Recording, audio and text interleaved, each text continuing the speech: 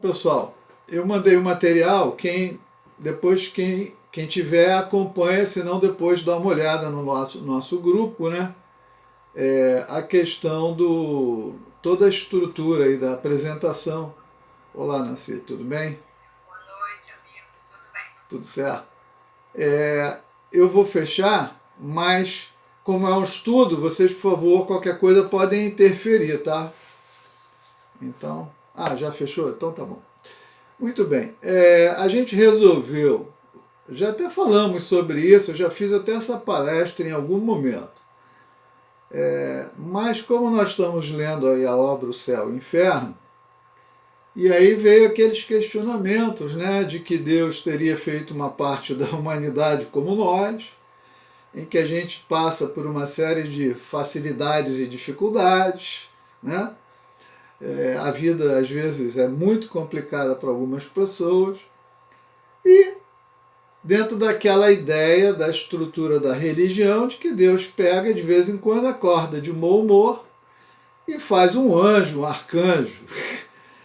E aí, poxa, eu falo, por que ele não fez isso comigo, né? Para que ele me colocou nessa confusão aqui nesse Brasilzinho? Então, pô, isso, o que a gente tem visto mostra que todo esse processo, de alguma forma, até renega ou contesta a ideia da bondade, da justiça de Deus. Porque quem é justo para com todos. Quem é justo oferece oportunidades iguais para todos. Quando nós temos filhos, o que tiver na nossa casa, a gente reparte entre eles irmãmente. É assim que a gente faz. Como todos somos filhos do mesmo pai, é natural que ele reparta entre nós tudo irmãmente. Então a ideia de fazer alguns para uma vida, às vezes, uma sucessão de existências dolorosas, difíceis, em lugares complicados. Né? Imagina hoje uma pessoa nascer num lugar onde o país vive uma seca total, uma guerra, uma epidemia. E aí o outro nasce num lugar lá cheio de praia, lá mar azul, camarão, lagosta, peixinho. Complicado isso, né? É complicado esse negócio. Então, vamos tentar colocar. A gente sabe que a doutrina tem uma outra perspectiva em relação a isso, que exatamente ela mostra. Na verdade, esse processo, como eu mandei a apresentação, quem tiver com ela em mãos pode olhar, mas quem não tiver, olhe depois. A ideia seria, né, do átomo ao arcanjo, né? Como é que é essa jornada evolutiva? A gente precisa entender assim, né? Existem pelo menos dois momentos. Primeiro momento é quando o princípio inteligente começa o seu processo evolutivo.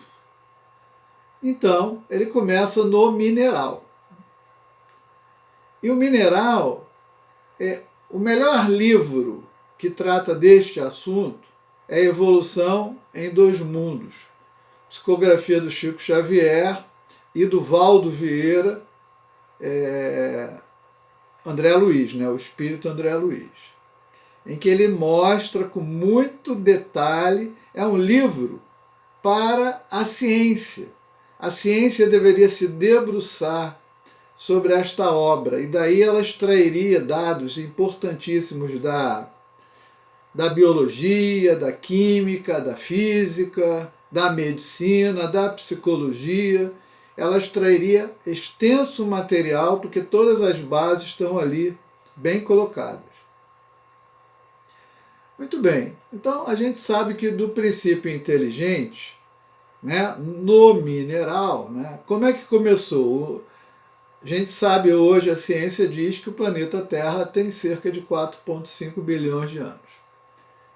Nosso Mestre Jesus, o Espírito, né, que veio um dia encarnar como Jesus, já era o arquiteto maior, o responsável, o governador planetário que comandou, digamos, essa formação planetária. E ele aguardou pacientemente 1,5 bilhão de anos até que a superfície do planeta esfriasse. Antes disso, não haveria como promover nenhum sentido de vida, dada ao imenso calor, né, que fazia no planeta. Muito bem. Estamos falando a respeito da jornada evolutiva do espírito, né? E aí, quando o planeta ofereceu as primeiras condições para uma elaboração de vida, no oceano ainda quente, morno, começaram os primeiros sistemas proteicos ali, né? Unicelulares, que depois foram se tornando mais complexos e começaram, né? E a partir dali começou a vida planetária. Bom, em cada reino da natureza, o princípio inteligente foi adquirindo aprendizado longo, laborioso, mas constante e contínuo em todo esse tempo.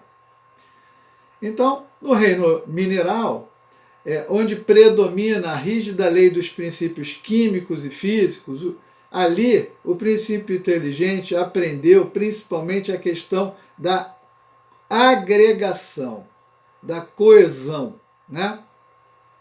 Isso foi elaborado aí. Muito bem.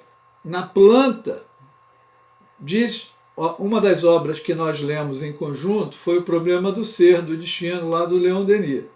E ele diz, na planta a inteligência dormita, no animal sonha, só no homem acorda, conhece-se, possui-se, torna-se consciente. A partir daí, o progresso de alguma sorte fatal, a única fatalidade que existe é que nós estamos destinados a uma perfeição relativa. Por isso que ele está falando de sorte fatal. De alguma sorte fatal, né, a gente vai chegar a um processo lá em cima. Muito bem. Então Kardec deixa claro que o instinto se desenvolve nas plantas, inicialmente, depois nos animais, para chegar nos homens. E qual é a relação que existe entre o instinto e a inteligência? Né? E aí, no Livro dos Espíritos, na questão 73, os espíritos afirmam que o instinto é uma espécie de inteligência, mas uma inteligência não racional. A pessoa age no automatismo. Ela não raciocina, ela toma uma decisão por instinto, automaticamente. E eu digo para vocês assim, vocês já viram um jogo de basquetebol? Os caras são craques, os caras são feras, eles treinam o tempo todo. Aí o cara pega, às vezes de longe, com vários em cima dele, ele pega a bola assim, a cesta está longe, ele joga assim, acerta. Esse mesmo cara, quando ele está ali perto do garrafão, que ele chama aquele local onde tem a cesta, quando tem uma falta, ele pega, aí ele vai lançar a bola. Muitas vezes ele de frente, sozinho, ele erra. Às vezes ele erra os dois lançamentos. No primeiro, ele usou o instinto, ele foi automático, ele não pensou. No outro, quando ele bate a bola que ele olha, ele faz uma série de considerações e às vezes ele calcula errado e erra. Então o instinto, ele funciona no automático. Ele está aí e o instinto foi criado para defender a vida nossa na fase animal.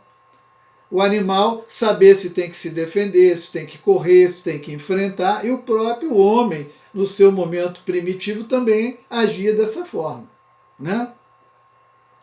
Então, ele diz assim, né, um pouco mais à frente, né, ao comentar a resposta na pergunta 75, Kardec diz assim, o instinto é uma inteligência rudimentar, que difere da inteligência propriamente dita, em suas manifestações quase sempre espontâneas, ao passo que as da inteligência resultam de uma apreciação e de um ato deliberado, como por exemplo eu citei a questão do... Eu apertei uma câmera agora que fica aparecendo meu pé e agora. Peraí, um momento. Obrigado. Então, voltando. Muito bem. Kardec nos diz, na Gênese, algo que está muito bem detalhado na obra que eu citei, Evolução em Dois Mundos, né? A respeito do perispírito ser formado antes da possibilidade da encarnação. Por quê? Porque todo mundo imagina, né, que nascer é fácil, mas não é. Na verdade, nós temos uma sucessão de corpos, né, ou de elementos que compõem do espírito até o corpo físico. E quando, por exemplo, se a gente começasse uma gênese planetária hoje, e aí, vamos dizer, o planeta Terra hoje agora oferece condições de vida. Quem que nós vamos botar aqui? Vamos trazer espíritos de outros planetas que estejam numa fase propícia a utilizar a natureza do planeta Terra que vai começar a sua jornada. Eles não vão trazer ninguém de carne e osso, até porque não necessariamente eles vão encontrar algum outro planeta que tenha exatamente os mesmos elementos orgânicos, químicos, biológicos que nós temos aqui. Então, vem o espírito com as suas estruturas superiores e, a partir do momento que aquele espírito chega, vem uma leva, eles transferem milhares, milhões. Oi, Miriam, tudo bem? Oi, tudo bem. Você pode só fechar seu microfone? Microfone, né? Obrigado. Então, vem os espíritos, uma leva deles, em espírito, com a sua estrutura superior. O espírito propriamente dito, seu corpo búdico, onde está lá a consciência, banco de memória, todas as informações, a lei de Deus. Kardec pergunta, onde está escrito a lei de Deus? Na consciência. Então, vem o corpo átmico, que é o espírito, o corpo búdico e o mental. Quando ele chega num planeta, ele observa os elementos deste planeta e desses elementos que existem no planeta, materiais, sejam eles materiais densos ou sutis, e aí ele forma o mental inferior e o perispírito, o corpo astral. Quando ele formou o corpo astral, é que ele pode, a partir daí, encarnar. Por quê? Porque o corpo astral é o modelador biológico. Ele que vai, a partir da genética do pai e da mãe, controlar e direcionar o processo da formação do corpo. Tá? Muito bem.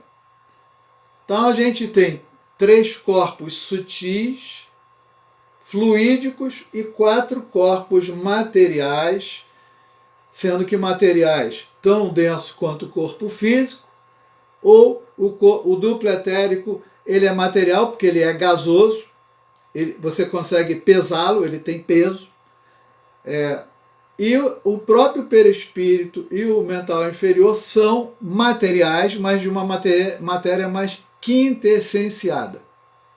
Então, muito bem. Só que tem uma questão. Jesus diz assim, né, que a gente está falando da jornada evolutiva do átomo ao arcanjo. Jesus diz, bem-aventurados os puros de coração, porque verão a Deus. Como é que a gente vai fazer essa jornada evolutiva, nessa viagem de purificação do coração? Para um dia a gente dizer assim, eu e o Pai somos um. Esse é o processo, né?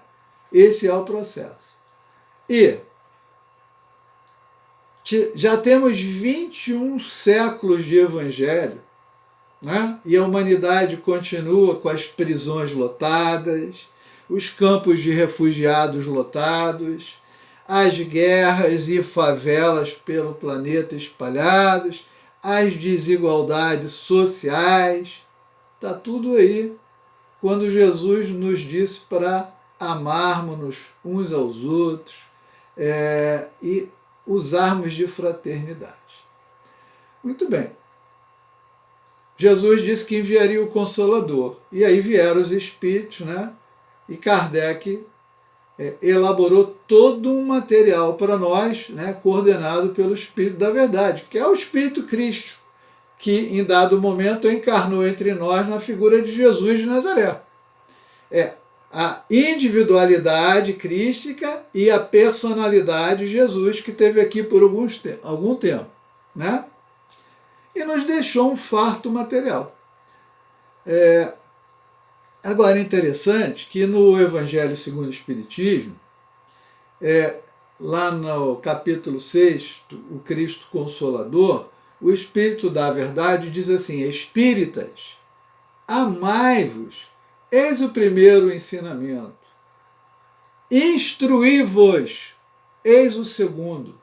Todas as verdades se encontram no cristianismo. Eu acho que existe uma preguiça, pouquíssima vontade de instrução. Ou seja, Jesus não jogava palavras fora, o Espírito da Verdade não jogava palavras fora. Quando ele diz que é para se instruir, no sentido do que a doutrina trouxe? Ela veio explicar o ser humano de uma forma muito mais lúcida. Claro, nós não estamos mais lá 2000 anos atrás em pleno Império Romano. A gente tem hoje uma ciência. Na época de Kardec já haviam manifestações espetaculares da ciência em quase todos os campos científicos. Quer dizer, o ser humano já tinha capacidade de pensar, de questionar a respeito de si mesmo, da vida, de Deus, do processo evolutivo, não sob uma perspectiva religiosa, mas sob uma perspectiva racional, científica. E, muito bem. Bom, Kardec nos deixou 5 obras básicas, deixou umas outras acessórias e 12 volumes da Revista Espírita. Tem presidente de casa espírita que nunca viu nem a capa da Revista Espírita, nem a capa. Nunca leu. Nunca leu. Sabe como se chama a Revista Espírita? Revista Espírita, subtítulo: Jornal de Estudos Psicológicos. É de uma profundidade extraordinária, onde tem casos práticos, tem perguntas, respostas, questionamentos. A maioria das pessoas nunca viu a capa da Revista Espírita. São 12 volumes. Então, instrução sem leitura, sem estudo, não é instrução. Tá? Não é instrução. Não é instrução. Bom, vamos agora falar um pouco sobre o que está no Livro dos Espíritos, nas questões 100 a 131, e no Evangelho segundo o Espiritismo, que está no capítulo 3, Há Muitas Moradas na Casa do Meu Pai. Ou seja, vamos combinar mundos e espíritos, para ver onde é que cada um fica, né? Então, no Livro dos Espíritos, porque nós estamos falando da jornada evolutiva, né? Que começou lá no princípio inteligente no mineral, foi se desenvolvendo, passou pelo vegetal, adquiriu sensações. O vegetal tem sensações, ele tem frio, tem calor, ele procura o sol, o girassol muda, você toca nele, a planta encolhe, ele tem sensações. Isso se desenvolve na fase vegetal. E depois no animal, os instintos, tudo isso.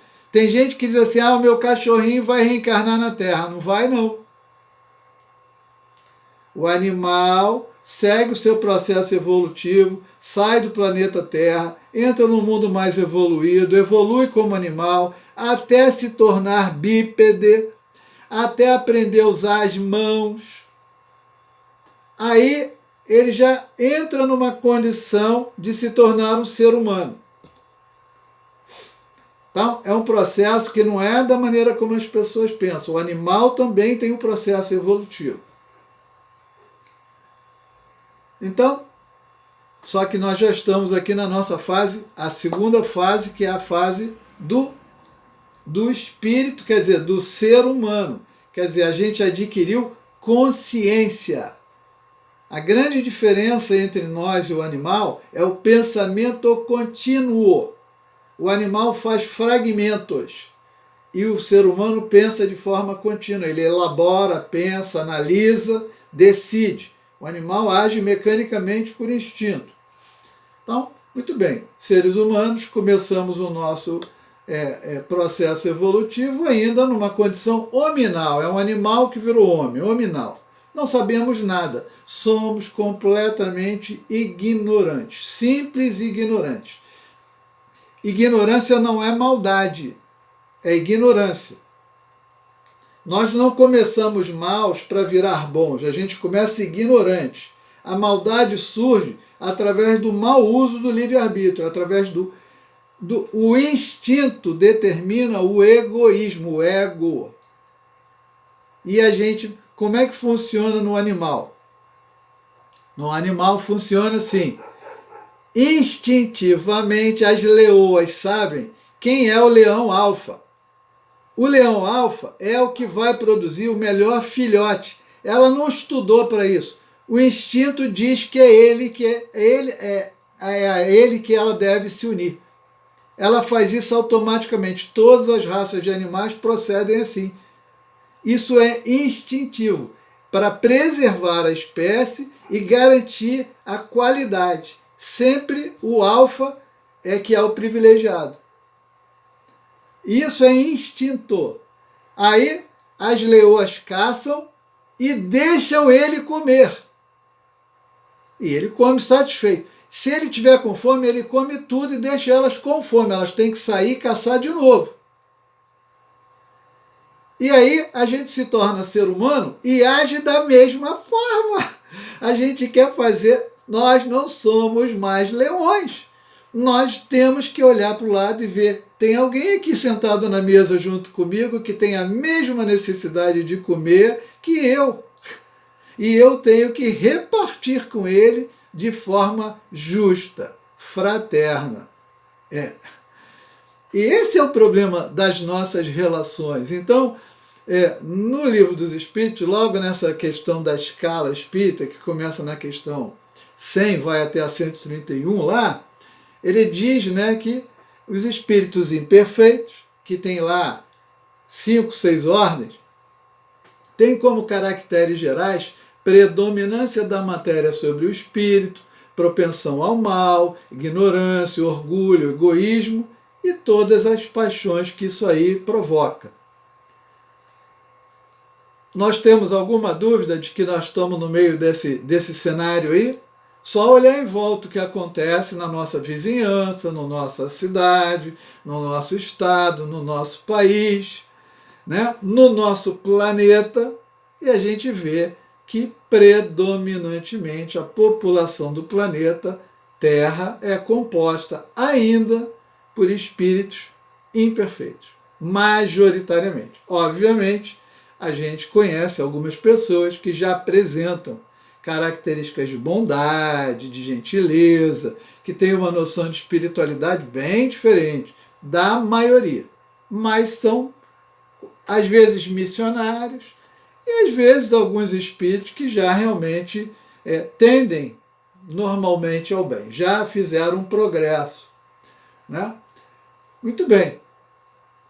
Qual é a característica do nosso planeta? É essa. A característica do planeta de regeneração não é só de espíritos bons, porque nós não vamos nos transformar automaticamente.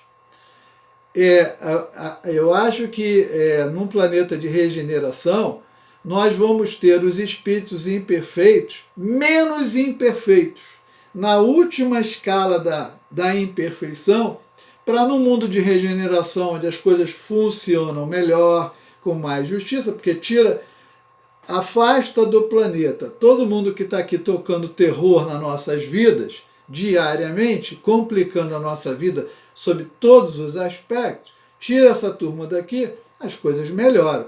Aí a espiritualidade está também injetando espíritos bons, vindos de outros orbes, no sentido de nos dar exemplo, de servirem como modelo, de ajudarem a fazer um mix, fazer uma mescla entre espíritos imperfeitos e espíritos bons, para melhorar a sintonia do planeta. Bom, lá no Livro dos Espíritos, na questão 107, ele diz que os espíritos bons, por exemplo, na Revista Espírita de 1858, ele descreve vários planetas, inclusive a vida em Júpiter. E ele diz que Júpiter é o planeta mais avançado do Sistema Solar e que lá todos são bons. Qual é a característica? É quase inversa da nossa. Predomínio do espírito sobre a matéria, desejo do bem, qualidades e poder de fazer o bem estão na razão do grau que atingiram, o grau moral evolutivo. Uns possuem ciência, outros sabedoria, bondade. E os mais adiantados juntam, as duas coisas, a moralidade e o conhecimento. Espíritos puros é algo que ainda está muito longe. Seria um espírito como Jesus ou alguma coisa semelhante. Então, eles não têm nenhuma influência da matéria, têm superioridade intelectual. Jesus diz assim, vós sois deuses, poderão fazer tudo o que eu faço e muito mais. Quando? Quando chegarmos lá. Quando tivermos a bondade, o amor, o conhecimento que ele tem, a experiência, vocês vão poder fazer tudo o que eu faço. Então, superioridade intelectual, moral absoluta em relação a nós, com certeza. Então, entre esse mundo primitivo, que é o primeiro momento da humanidade, que chegam aqui espíritos colocados ainda numa condição de absoluta ignorância, quais são as características naquele primeiro momento? Uma vida puramente material, não se sabe nada de espiritualidade. Então ali, naquele primeiro momento, o Homo sapiens, no seu início, ele era totalmente material, ele estava preocupado com os instintos, comida e sexo. E tchau, nada mais. Arranja um lugar para dormir, passou a noite, no dia seguinte sai para caçar, para arranjar alguma coisa para comer. Comeu, senta e dorme, não faz mais nada, ele não sabe nada, nem sabe falar direito. Ali ele está aprendendo a falar, se relacionar, descobrir. Então, ali existe, no primeiro momento, uma completa ausência da moral. Ignorância, simplicidade. Obviamente, num lugar desse, predominam brutalidade, rudeza. E são espíritos imperfeitos. Lá no mundo de Jesus, no mundo celestial, a vida é puramente espiritual, os sentimentos são puros, a moral é absoluta, a sabedoria total, sensibilidade, beleza, só tem espíritos puros. Só que entre um ponto inicial e esse ponto lá na frente, temos nós, planetas de provas e expiações, onde a vida material está ainda em predomínio em relação à vida espiritual. Fortes instintos, busca de sensações, e claro que existe uma presença de sentimentos, natural, existe. Mas a gente diz que ama o pai, a mãe, o irmão, a irmã, enquanto a gente se agrada mutuamente. Basta alguém não fazer o que a gente quer que o amor acaba rapidinho. Não ama mais, não quer mais ver, fica você lá, eu aqui. É assim que funciona. Então, a gente diz que ama, mas a gente ainda não sabe amar. A gente faz um amor de troca.